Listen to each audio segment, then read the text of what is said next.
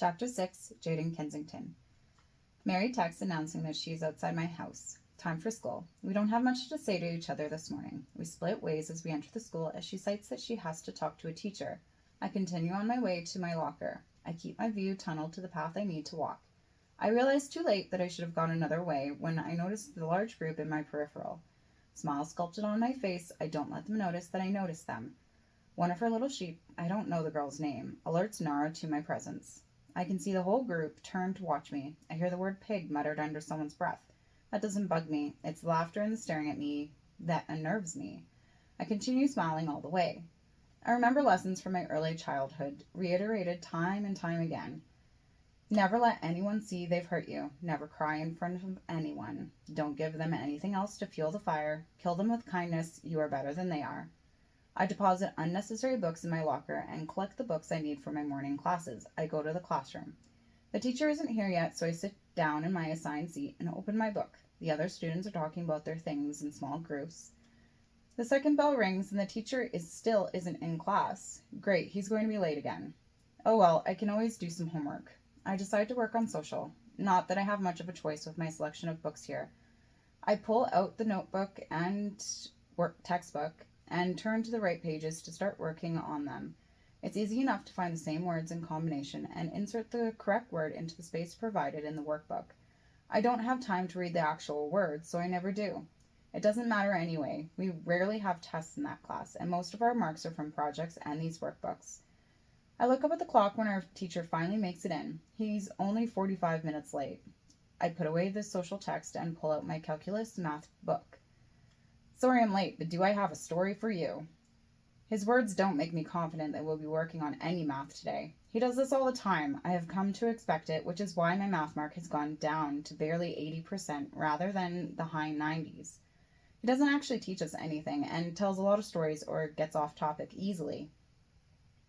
Once the teacher gets settled, he continues. So I had my car in the shop to switch my tires around yesterday, picked up my car and drove it around the block home. This morning I start driving here, and just as I stop at the light, my car sinks and crashes to the ground on my side. All I see is my tire rolling to the intersection. The class is abuzz with people talking and asking questions. Our teacher isn't in the mood for teaching, and neither are my classmates. We spend most of the class looking at pictures of cars and videos of car crashes. In the last minutes of the class, our teacher finally notices the time. He quickly assigns 15 questions from our workbook, all the odd questions in the chapter. I write down in my agenda along with 1.5. 15 questions should take about 5 minutes each for 45 minutes. That's an hour and 15 minutes, adding another 15 just in case it takes extra time. Foods class passes by uneventfully making suckers. The bell rings for lunch. I put my headphones in. The iPod is dead. I forgot to charge it last night. It doesn't matter that much. But at least it should stop people from talking to me. It, however, doesn't stop them from talking about me. I pass by two girls who decide to call me stuck up and said she thinks she's better than anyone else. When I get to my locker, I feel a dizzy spell come over me. I have enough strength to get my locker open so I can hide while trying to overcome the spell. It finally gives way without anyone noticing. I think I should eat something for lunch. That won't give me much time to get any homework done, but almost fainting is cause to stop everything else and eat. 5 minutes to myself. Crazy idea. I find the healthiest salad and milk I can at the cafeteria. I plunk down in a corner to eat. I toss away the salad dressing after only using a quarter of it. The salad and milk go down easy. I find myself feeling better by the time the bell rings to go to class again. French class goes by with the class learning vocabulary for bedroom items. I use the time to walk through what I would need to say for my presentation in English class. My heart runs wild as I get anxious over the prospect of it. I'm glad I ate earlier because I'm pretty sure I would faint in the middle of my presentation otherwise. When I get into English class, I can see my project board on the shelf at the side of the classroom. I half believe that it might not have been there today, paranoia that someone would steal it to make me look bad. The teacher goes through the daily motions and starts the presentations. We were each assigned a character in the book, and were told to delve deeper into the character for the project. I don't hear the other people's presentations. I keep going over my own. I think I have it down. Everything I need to say I've been thinking over and over through the last couple of hours. It does nothing to quell my mind over the nerves of having to do a presentation in front of everyone.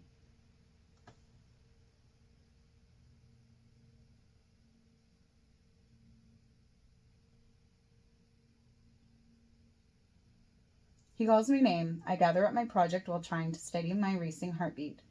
Settle the project on the ledge of the whiteboard. The project board looks flawless. If the grade was only based on the project, I'm sure I would get 100%. Unfortunately, 25% of the final grade is based on the presentation.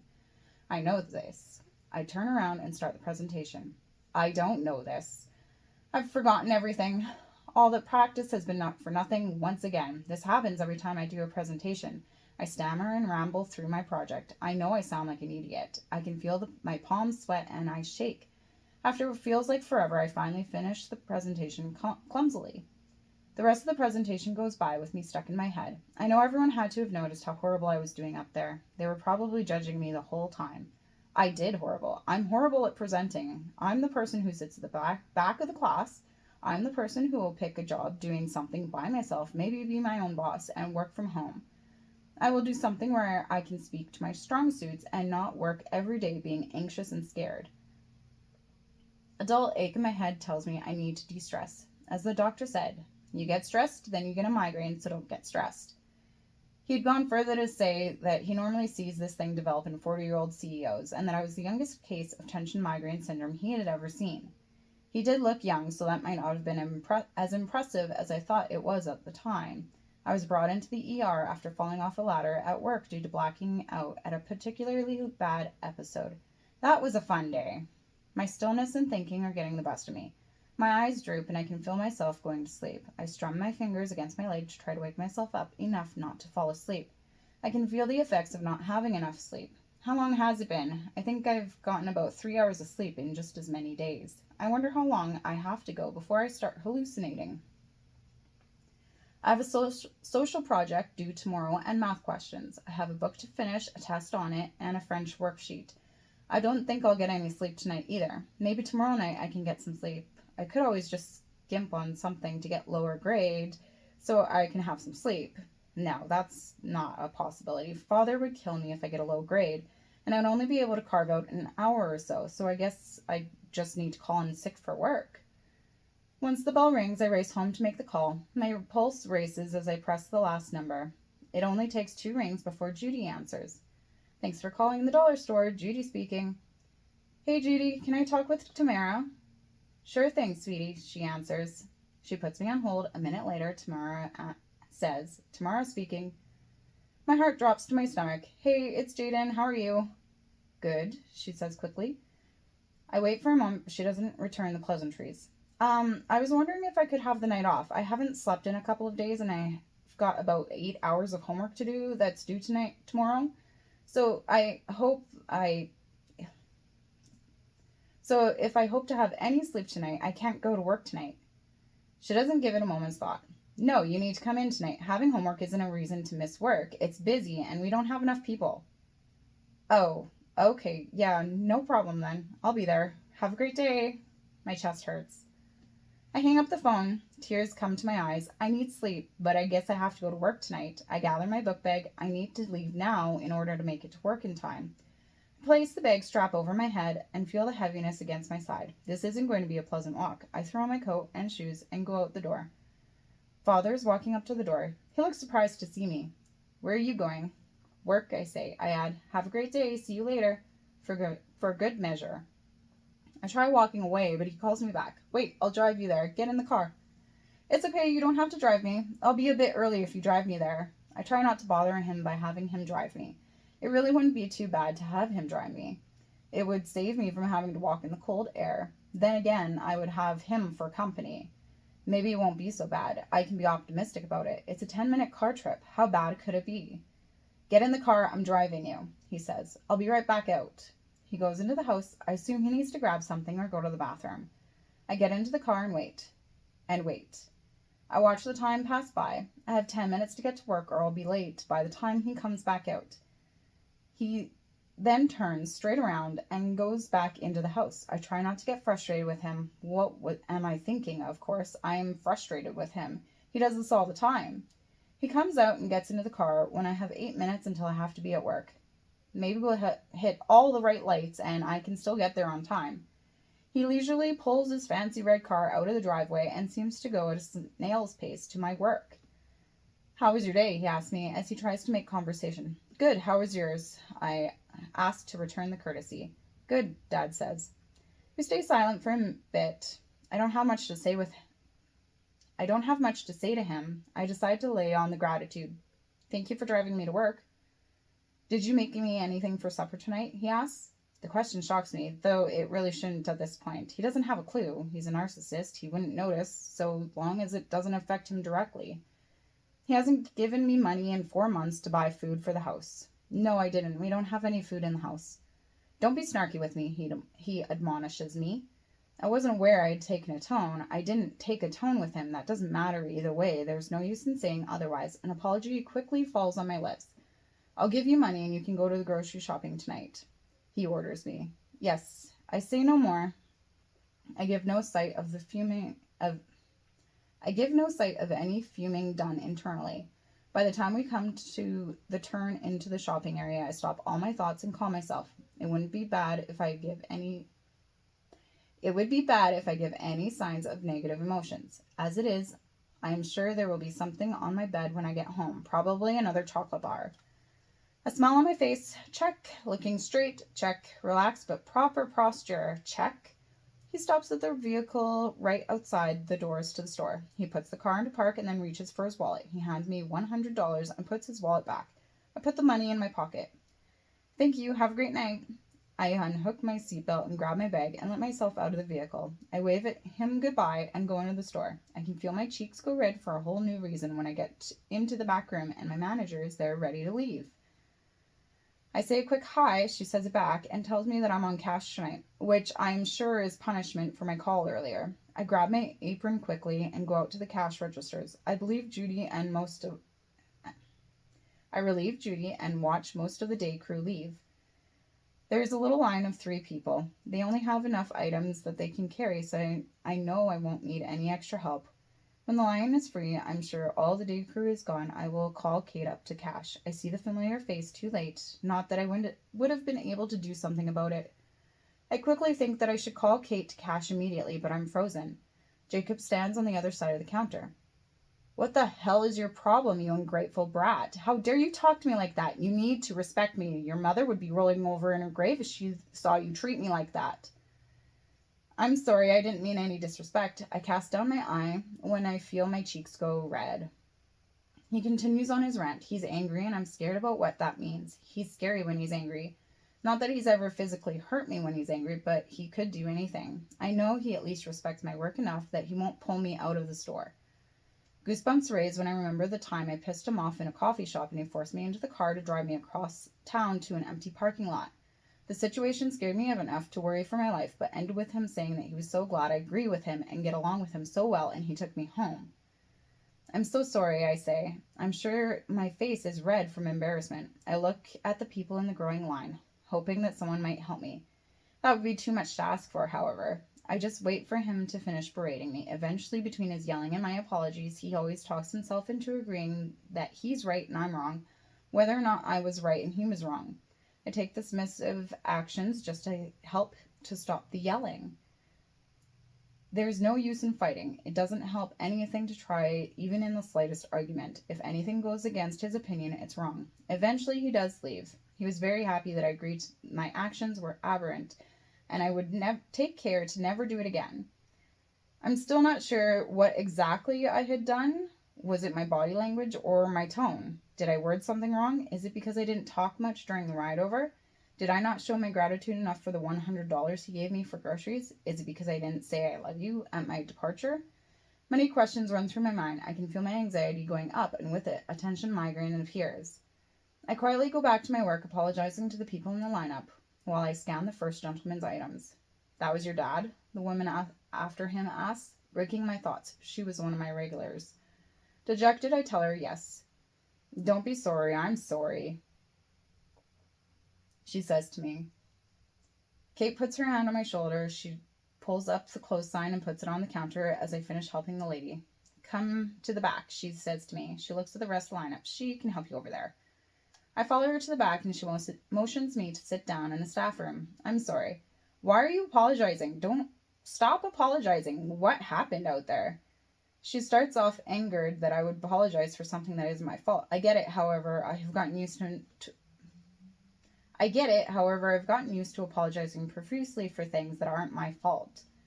I don't know, I tell her honestly. Just my dad flipping about nothing again. I did want to talk to you about something. I go over to my bag and open it up.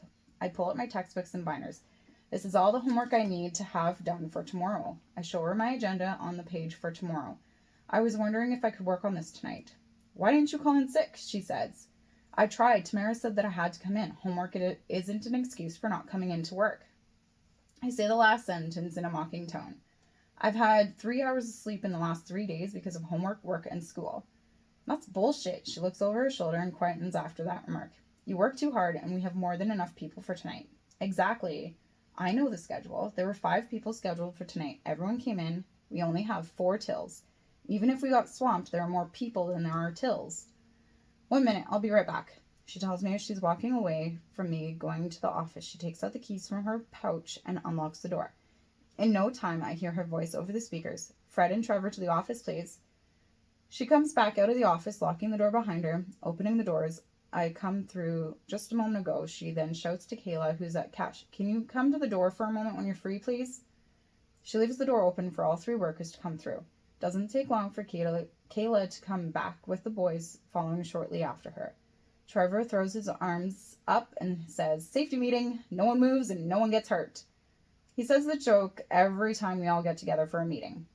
Not quite. I want to make sure that it's okay with everyone that Jaiden is going to stay back here and work on her homework. She moves out of the way so that everyone can have a good look at the binders and textbooks I have on the table. She tried calling in sick, but Tamara wouldn't let her. Tamara told her that she needed to come in tonight because we were short-staffed and busy. As you can see, she's got hours and hours of homework to do tonight. And I think the real issue is that we need to deal with who's going on a Timmy's run. Trevor crosses his arm and tries to make his face look serious. He doesn't do a very good job. However, with the agreement from the other staff members, I get the gist that they are okay with me working on homework.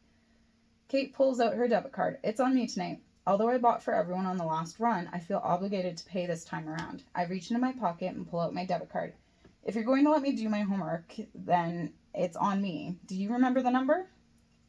Fred takes the card out of my hand and puts it in his pocket. Of course, he works out with Trevor following shortly after him.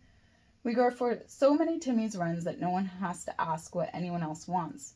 A double-double for Fred, a half French vanilla, half coffee for Kate, a French vanilla for Trevor and Kayla, and a green tea for me. Kayla has disappeared out the door. I can hear her helping a customer. The phone rings from Kate's pouch pocket. She answers the phone as she walks away. Thank you for calling the dollar store. How can I help you today? She pauses for 1 moment, waiting for the customer to answer her. We are open from 9 to 9 every weekday and 9 to 6 on weekends. Another pause. I hear her grumble. I hear the click of the call button on the phone. The person on the other side must have hung up. Kate doesn't come back into the room, so I decide to get started on my homework.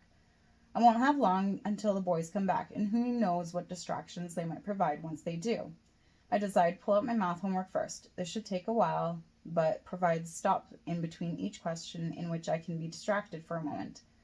I don't know how many times I will have to go to cash or how many times someone may come back here to talk.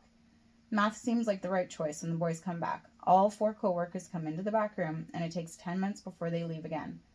As the night goes on, I get half through my math before it comes time for Kate's break. She comes into the back room quietly, opens her locker, and pulls out her supper. As quietly as possible, she opens the microwave, shoves her dinner in, and heats it. She cringes every time she makes a noise. I decide to let her off the hook. It's okay, you can make noise. Her shoulders relax. So what do you all have? She asks me. French, math, English AP, and social studies project. Who do you have for English AP? Kate asks. Mr. Skull, I tell her with a bit of a sneer. She scowls at me. Ouch, he always gives a ton of homework and his tests are hell. She must have had him when she was in high school. You can say that again. I've never finished one of his tests, not even with the extra time, I confess. Mr. Skull highly recommends you come in during the time before or after class. For my class, this means you come in during the lunch hour. I finished them, sort of. I had a system. I went through the test and answered all the questions that I knew I had the answer to. If I didn't know, then I skipped it immediately. That almost takes all class, but I always make sure I had time left over to go back and at least guessed at the questions I didn't fill in. It worked, mostly, Kate instructs. Maybe I'll try that for the next test. It might help me get a better mark. The microwave beeps, telling her food is done. Kate grabs her food from the microwave and sets it down in the only place I haven't taken over, on the table. Kate tries her best to be quiet for the rest of supper. I get a few more questions done before she leaves. I don't expect to get much work done when the boys step through the door. They make a lot of noise, but have decided to eat at McDonald's today. I don't expect them back for the end of their lunch. They will probably rush in about 5 minutes after their supper should have ended. The McDonald's is across the parking lot, a road, another parking lot, and inside the Walmart. It takes me until 8 o'clock, but I finally finish my math homework. I put my math textbook inside my backpack. I can at least cross one item off the list.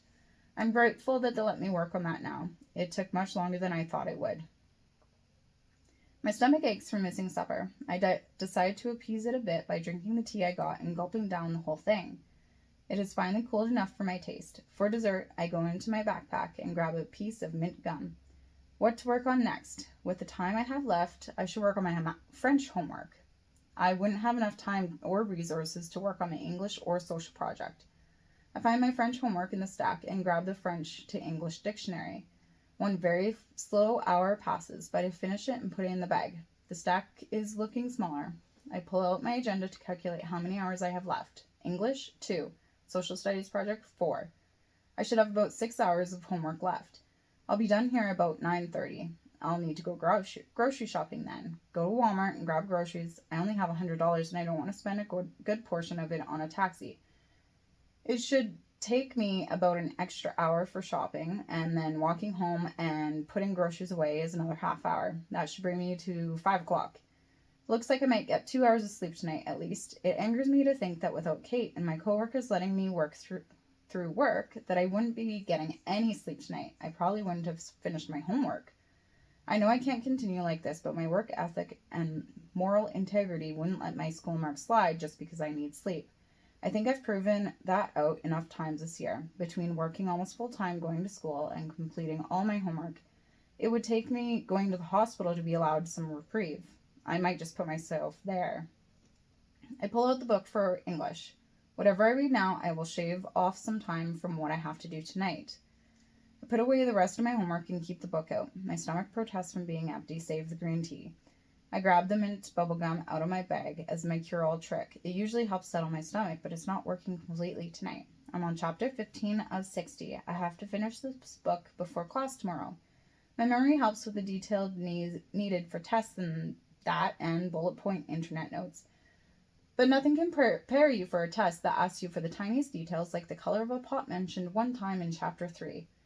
At 8:45, I hear Kayla over the speakers. Attention shoppers, the store will be closing in 15 minutes. Please make your way to the tills. Have a great night. Kate comes to the back room moments later. Can you help close up? The store is a mess and we need to make sure everyone is out. Yeah, no problem. I put the book down. I follow her out the door, but as she goes to the tills, I go to the front door and grab a cart. Starting in aisle 1, I grab everything out of place and on the floor, putting back anything that belongs in the aisle as I go. I continue this for each aisle. I fill up 2 carts. By aisle 10, Kayla is making the final call. Attention shoppers, the store is now closed. Please make your way to your tills and have a great night. I quickly finish remaining 3 aisles. The boys have started sorting the other 2 carts in 13 baskets. The boys have started sorting the other 2 carts into 13 baskets, one representing each aisle. I drop the cart off with them and make run around to search for customers. I find one in aisle 5 still meandering about. As I've done many times before, I walk up to the middle-aged man, asking him, "Can I help you find anything?" He answers, "No, thank you. Let me know if you need anything, and just to let you know, we are closed now." He looks at his watch and says absent-mindedly, "I guess it is 9 o'clock. He looks back at me and says, "I guess you want to go home, don't you?" I smile and say sweetly, "Doesn't anyone at the end of their shift?" "I'll get out of your hair then. Have a great night." He walks away from me. "Thank you, you too," I call after him. I I run away to see if I can find another person. They aren't all as accommodating as he is. I've had some nasty people in the past tell me to F off. There's some more people in the next aisle over, but they've grabbed Trevor for help, so I move on to the next aisle. I get to the end and run back, just in case I've missed anyone. Trevor is still helping the couple find what they need. The middle-aged man is now at the till. Kate is waiting on Kayla's till to finish the cash out. If I know her, she's already gotten the other 3 counted and written down in the book. She looks at the time impatiently on the till.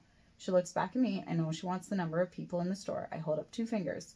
She scowls and makes another announcement. In a slightly angry tone, she says, "Attention shoppers! The store has been closed for 5 minutes.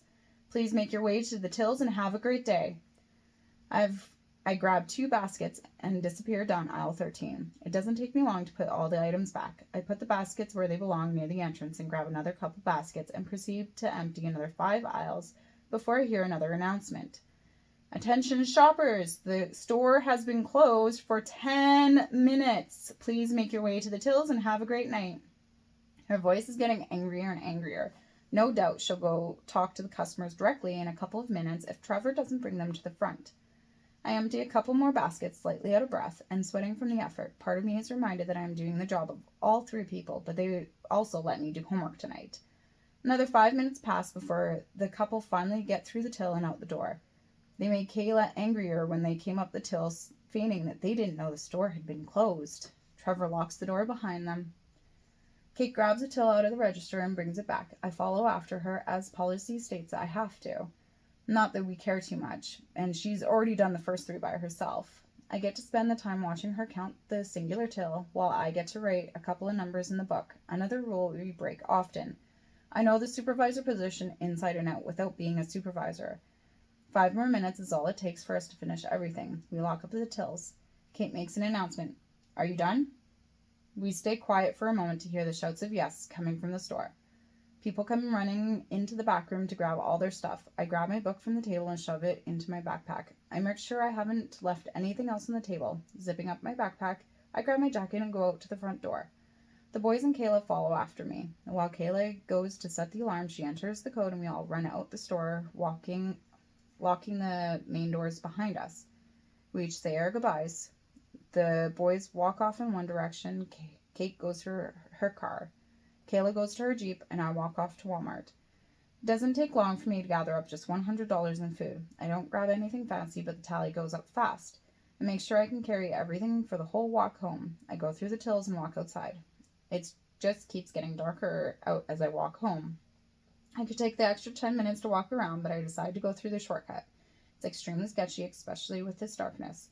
The whole time I watch the 360 degrees around me to make sure I'm aware of my surroundings, to make sure that no one is following me.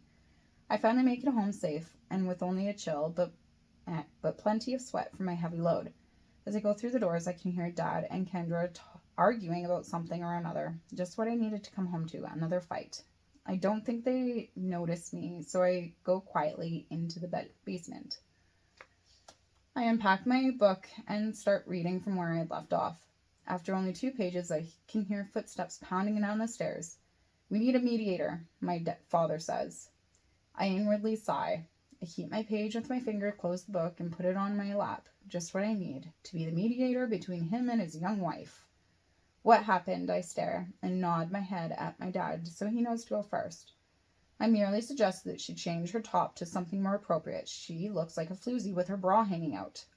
Appropriate? You're the one who married a woman a week after my mom died, and then went on to have 2 more marriages because no one can stand you, and Kendra is half your age. This is completely appropriate. My bra isn't hanging out. You can just see my bra strap a little. She tries to defend herself, but I know with the strict traditional rules in my father's house that top would never pass, especially since she's also wearing booty shorts. Okay, there are 2 sides to this. Clothes are more about how you present yourself in something. 2 people can wear the same clothes. One can be classy while the other one's sleazy. Just because a bra strap is showing, which is common nowadays, doesn't mean she's being a floozy. This is something small that has just gotten out of control. Dad, you can merely suggest that she change her clothing by saying something other than "you look like a slut." Don't you think you'd rather wear insert clothing here? "Oh, I like that red top of yours. Why don't you wear that instead?" Mom, it's winter, not summer. What you're wearing is not appropriate for summer. What you're wearing is more appropriate for summer wear. That top would be perfectly fine with a pair of jeans or leggings. You have to remember that he's very traditional, and showing bra straps isn't traditional. It's about compromising on both sides and not letting it go way out of proportion. This never should have blown up into a huge fight like this because of something so small. We're good? Both of them nod, so I pick up my book and open it up to the page I was on. They look at each other and go in for a hug. I start reading my book, trying to ignore them, as the hug turns into a kiss, and a kiss turns into a full makeout session. It's completely grossing me out. You mind checking on your brother? Kendra asks me. I don't answer. I just get up and leave and walk upstairs. I take my book with me. I guess I'm relocating to my brother's nursery. I can hear a belt being undone, so I start running faster up the stairs. I walk through the kitchen and down the hall to my brother's nursery. Opening the door quietly, I peek inside. He's sleeping soundly. Glad someone can. He doesn't stir at all as I pick him up, blankets and all. I sit down in the rocking chair. There's a soft light that I turn on right beside me so I can have some light to read. It's a little more difficult to read around the baby, but I don't mind as I indulge myself in the unconditional need-based love of a baby. I need the snuggles.